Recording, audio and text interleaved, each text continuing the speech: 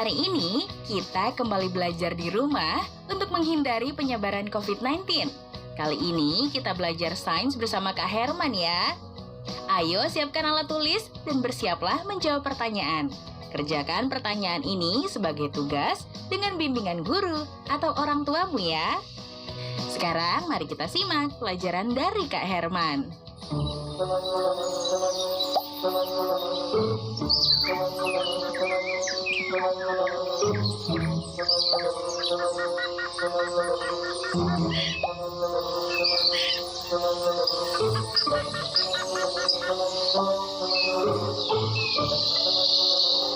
Halo Sobat X Science, jumpa lagi dalam program kesayangan kita semua, X Science, Eksplorasi Sains.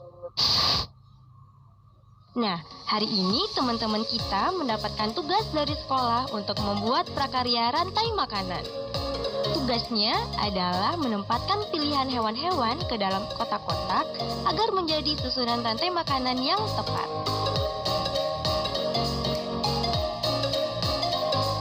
Sobat X Science, tahu tidak komponen apa aja sih yang terdapat dalam rantai makanan? Yuk kita saksikan bersama penjelasan narasumber berikut.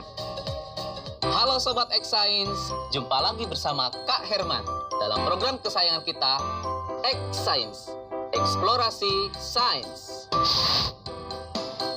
Adik-adik, kakak yakin adik-adik di rumah sudah tak asing lagi dengan yang namanya rantai makanan, kan? Apa sih rantai makanan itu?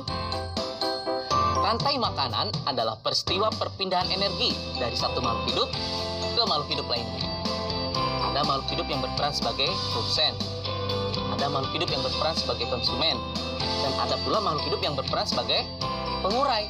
Jadi, dengan kata lain, rantai makanan adalah proses transfer energi. Kita kasih contoh ya. Padi dimakan oleh tikus. Tikus dimakan oleh ular. Ular dimakan oleh elang. Elang mati nanti akan diuraikan. Nah, dari beberapa rantai makanan itu berkumpul membentuk suatu jaring-jaring makanan. Bagaimana? Sudah paham kan adik-adik? Saatnya kita bernalar. Yuk, mari kita bernalar ya.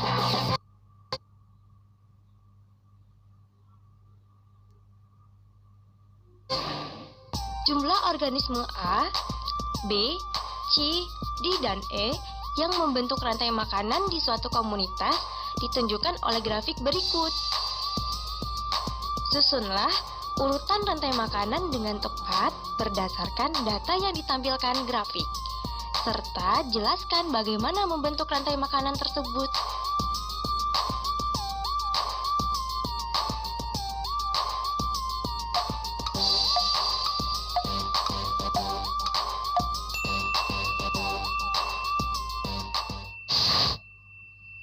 Sobat X Science, bagaimana? Bisakah kalian menjawabnya? Mari kita coba untuk menjawab pertanyaan tadi ya. Dalam keadaan seimbang, jumlah produsen tentunya harus paling banyak dibandingkan dengan yang lainnya. Kemudian diikuti oleh konsumen tingkat 1, konsumen tingkat 2, konsumen tingkat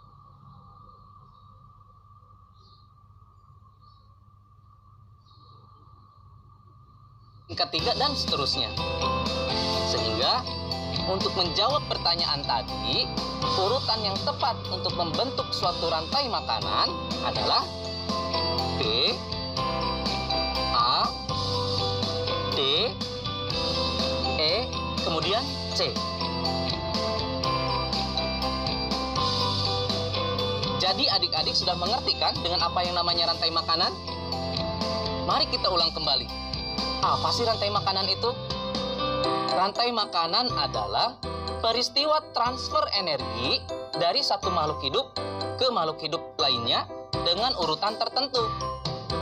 Dalam rantai makanan, ada makhluk hidup yang berperan sebagai produsen, ada pula yang berperan sebagai konsumen, dan ada yang berperan sebagai pengurai. Dengan demikian, rantai makanan sangat berpengaruh terhadap tatanan susunan makhluk hidup dalam suatu ekosistem.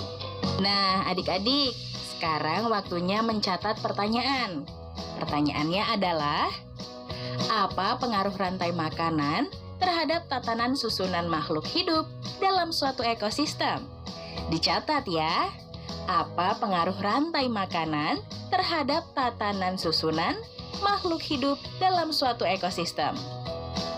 Jawablah pertanyaan ini sebagai tugas dan kerjakan dengan bimbingan guru atau orang tuamu.